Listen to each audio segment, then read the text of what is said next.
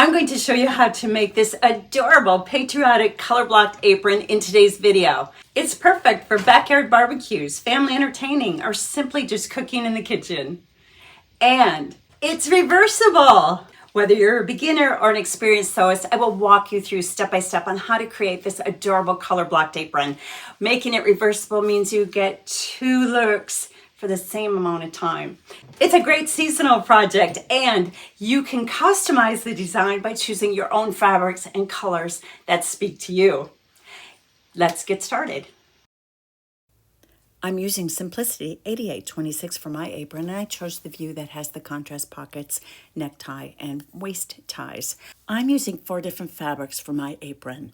For the left upper front, I used this white with the print. For the lower left front, I used this red and white stripe. For the right front, I used this blue and white star. And for the reversible side, I used this red and white gingham look cotton fabric. I did use contrasting scraps of fabric for the pockets also. Now I want to preserve the original pattern pieces, so I'm going to trace all of mine. I use a tracing paper that I get off of Amazon. I'll link that in the description box below. And I'm going to trace a size medium. By tracing it, that means I have all of the other sizes there that I would need in the future. Plus, this is a color block apron, which means we're going to take these traced pattern pieces, we're going to cut them apart and add seam allowances. By tracing, you're preserving that original one if you ever just want to sew it as per the pattern. Be sure to include any markings also, such as the pocket placement lines, dots, notches, grain lines. I also like to add the pattern name and number, the size I traced, the pattern piece, such as number 1 front, and any other information that I might find useful in the future when I use this. This will not be cut on the fold, so we need to add a seam allowance. With a different color pen, I'm making little marks 5/8 inch down from that center front line. Then I'll take my straight ruler and just draw a straight line, and that will become my new seam allowance.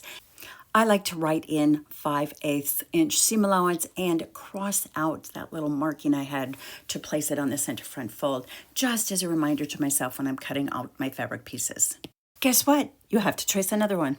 That's because there are 2 separate front pieces to this apron, and one half of the apron is going to be color blocked, which means we're going to slice one of them apart and add an additional seam allowance. Remember to add your 5/8 inch seam allowance to the center front of this piece also. Go ahead and trace out the rest of the pieces. The necktie, the waist tie, and the tab. You don't need to trace out the pockets because we're going to make our pockets larger than this pattern. The next step, on the left side of that apron, on the pattern piece, we're going to draw a line that we're going to slice it down for our color blocking. Go ahead and measure 3 inches above the top of the pocket line.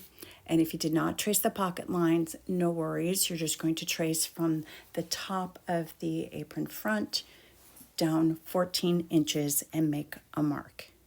Then you're going to draw a straight line perpendicular to the center front line, and then we're going to cut that apart. On each of those cut edges, go ahead and add a 5/8 inch seam allowance. What I like to do is I just take a strip of paper and I place it underneath there, tape it together, measure out the 5/8 inch, and then cut it. So I'm doing that for the top half of this pattern piece, and then I'm going to do the exact same thing for the bottom half of the pattern piece.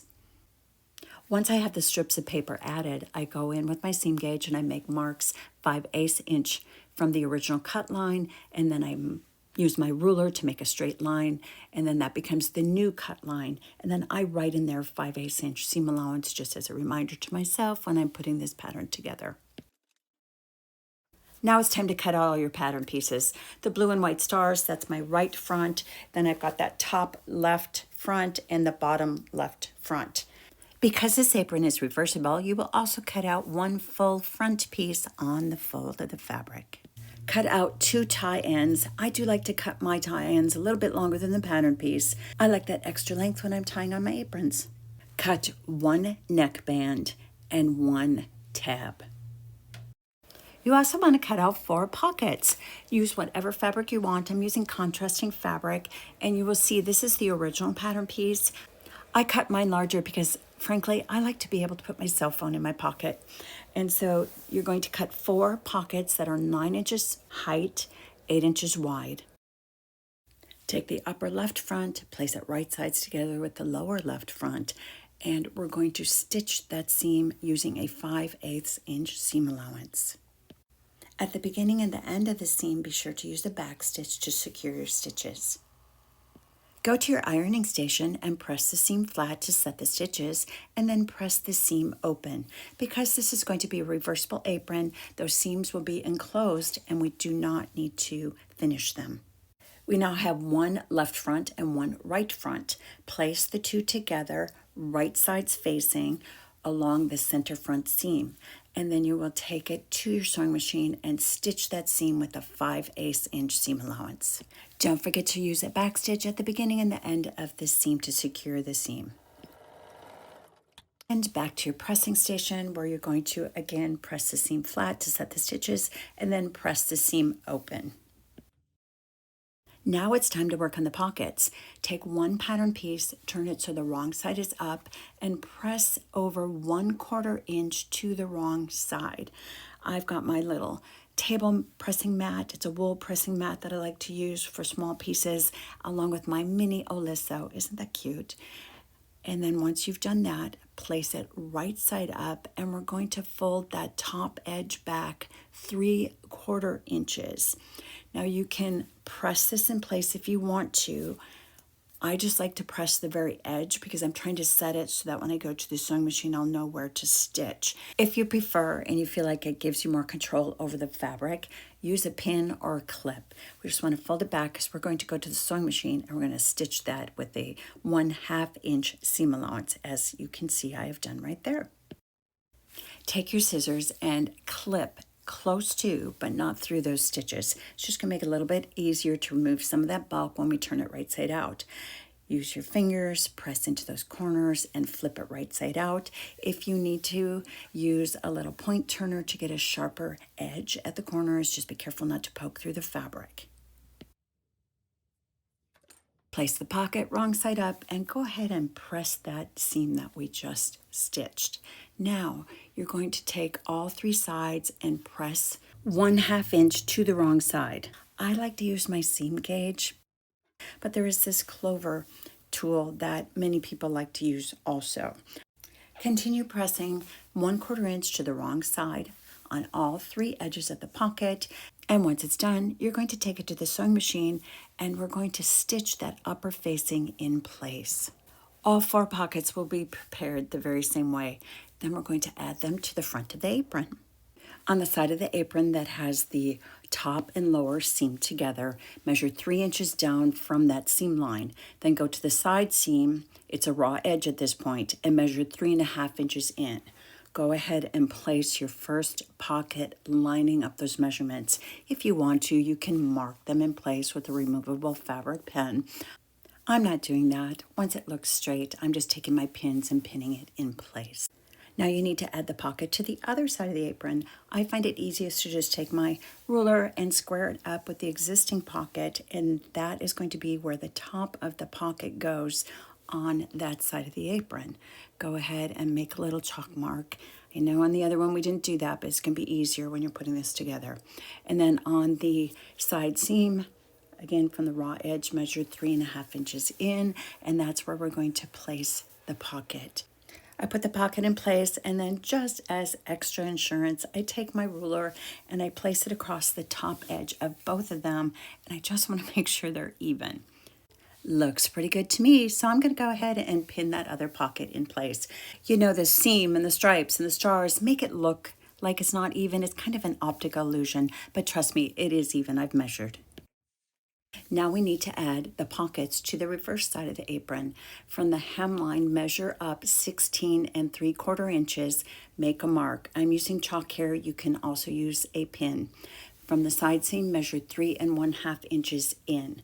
Mark it with chalk or a pin, and then you're going to take your pocket and place it along the lines that you just drew. The top of the pocket goes along that top line, the side of the pocket goes along that side line. Go ahead and pin everything in place. Do the same thing on the other side of the apron. Measure 16 3/4 inches from the hem, make a mark. Measure 3 1/2 inches from the side seam, make a mark, and go ahead and pin that other pocket in place. I do like to take my ruler and place it on the top edge of the pocket just to make sure that they are straight and equal. Take your apron to your sewing machine and we're going to sew the pockets to the apron. Sew 1/4 inch away from each side edge and the bottom edge. Be sure to backstitch at the beginning and the end so that the top of the pocket stays secure when you use it. I'm using an edge stitch foot, which is a special foot that I have for my BERNINA. And what it does is I can put this guide right in the center of it, right along the fabric, and then I move my needle position over and I can get perfect stitching every time. You certainly don't need one of these, but if your machine happens to have one, or it's something that you can add to your sewing accessories at some point in the future, it's definitely a good tool to have. You'll notice when I get to the corners of the pockets, I leave my needle in the fabric, lift my presser foot, turn the fabric, lower my presser foot, and continue stitching. Now it's time to sew the neck strap and the tab for the apron. Take the neck strap, fold it in half, right sides together. You can pin it or clip it if you need that to be more secure as you sew. Then you will take it to your sewing machine and you're going to stitch the long end and one short end using a 5/8 inch seam allowance. Remember to backstitch at the beginning and the end of the stitches, and when you get to the corner, put your needle into the fabric, lift your presser foot, turn the fabric, and continue stitching. Now you need to trim the seams of the neck strap. At the corner, trim it diagonally to remove some of the bulk. Trim the rest of the seam to about 1/4 inch. Turn the neck strap right side out. Now you can use any type of tool that you happen to have on hand, a pencil, a chopstick, anything like that that works. I like these. These are the Sookie Sews point turners. I have them in both sizes. Once I started using these, they are my absolute favorite tool. One side is round and open, one side is pointed. You want to insert it into the neck strap. The round open edge goes in there. Once you have the fabric all the way in, you're going to take that pointed end, push it in very gently, and then you're going to maneuver the fabric. This is the part that I have a little bit of trouble with because I'm right-handed and I'm trying to show it to you on camera with my left hand. So once you get that going, that's just a little part that takes a little bit of time. But see, now that I've got it, look how easy this is. I love this. And then we're just going to keep moving the fabric all the way around. Just keep going, keep going, keep going until we get back to the end. Pretty soon it's going to show up. Just be patient. And there it is. And then you're going to take that pointed end that's inside, just gently press out the points on the end of your tube. Remove it completely from the point turner and pull it out, right side out. See how easy that was? I bought these in both sizes because I find them to be such a useful tool in my sewing room. I'll link below if you're interested. Now you're just going to flatten out this neck strap and use your iron and press it. Do all those steps again for each of the tie ends. You'll see my tie end, I cut it just a little bit longer because I like a little more length on mine. Fold along the long edge, right sides together, pin or clip in place, take it to the sewing machine, stitch using a 5/8 inch seam allowance on one long edge and one short edge. Trim the seam allowance, turn it right side out, and press. The necktie on this apron is adjustable with D-rings, so we need to make the little tab that the D-rings can go on.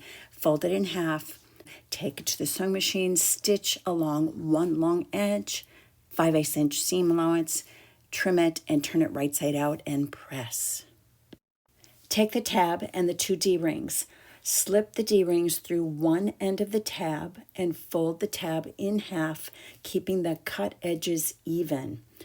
Pin it if you need to pin it, and then we're going to take it to the sewing machine and sew those raw edges together. With the apron facing right side up on your work surface, take that tab and pin it to the upper left front of the apron. Measure 5/8 inch over because that is where the seam allowance is going to be. Pin it in place.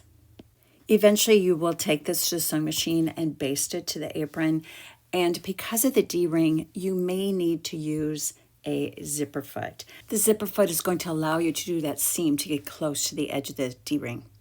Take the neck strap and place it on the upper right of the apron, 5/8 inch from the edge. You can see I've marked it here, and pin it in place, and we will end up basting that to the apron. I like to have the seam of that neck strap facing towards the outer edge of the apron. With the seam of the tie ends facing down towards the hem of the apron, pin them to the back side of the apron on each side, 5/8 inch down from the armhole edge. Once you have both tie ends, the neckband, and the tab in place, take it to the sewing machine and use a 5/8 inch seam allowance. Baste them all in place. Take your apron, place it flat on a work surface right side up, and take the ties and the neckband, place them to the center of the apron so they don't accidentally get caught in the seam when we add the back side of the apron. Place the two apron pieces right sides together, matching all of the raw edges. Then pin or clip in place. That upper left corner of the apron has that D-ring in the tab, so just kind of push that over as best as you can while you're pinning this. When you're pinning them together, at the bottom edge of the apron, leave an opening about 12 inches wide. We're not going to stitch that. That's how you're going to turn this right side out. Take this to the sewing machine and you're going to stitch all the way around using a 5/8 inch seam allowance. Starting and ending at the bottom of the apron where you have that 12-inch opening. Be sure to backstitch at the beginning and the end. When you reach the corners of the apron where the ties are and the neckband is, just make sure that it's pushed over to the side. I just gently feel it with my fingers and then continue stitching your 5/8 inch seam allowance. You might need to stitch just a little bit slower when you get close to that. The main thing is you don't want to accidentally stitch that tie into the seam allowance. When you get close to the spot where the tab and the D-rings are, you're going to stop stitching and you're going to change your presser foot. If I try to stitch a 5/8 inch seam at this point with the D-ring there with my standard presser foot, what will happen is it's uneven. One side of my presser foot will be on the fabric, one side will be up on the D-ring, and my machine will not want to feed the fabric. I changed to a zipper foot and then I moved the needle position over as close as I could without stitching on top of the D-ring. I use my fingers just to remind me where that D-ring is, not getting too close to the needle, and stitch very slowly. If you do not have a zipper foot, you might need to stitch this little section by hand. Once you get past the D-ring, go ahead and switch back to your standard presser foot and continuing stitching all the way around the apron, remembering to end at the bottom and backstitch, leaving that 12-inch opening to turn this right side out. Take the apron to your work surface and trim all the way around. At the corners, cut diagonally to remove just a little bit of the bulk, and at the armhole curves, make some little snips into the fabric, being careful not to cut the stitch line. Just going to make it so that when we turn it right side out, we're going to have a nice smooth curve there. Continue trimming the seam even where that opening is, and then once we are done, you're going to put your hand in that opening and turn this apron right side out. Use your fingers to gently push out the corners to get a nice sharp point. If you need to, you can use a point turner. At the bottom edge, fold in the back side of the apron and the front side of the apron along the seam line and then press it in place. The last step is to sew around all edges of the apron. Take it to your sewing machine and stitch about 1/4 inch from each edge. Opening at the bottom where we turn the apron right side out, that's going to be stitched closed with the top stitching. I'm using my edge stitch foot again here, but again, you don't need it. Just stitch about 1/4 inch away from all edges. Continue stitching. At the end, backstitch to secure your stitches. Remove your apron from your sewing machine, and congratulations, your reversible patriotic apron is done. Whether you sewed one for yourself, sewed it as a gift, or just wanted one for your seasonal home decor, I hope this project inspired you to get creative with your fabric choices and have fun along the way. Until I see you in the next video, I hope you have a blessed day. Happy sewing!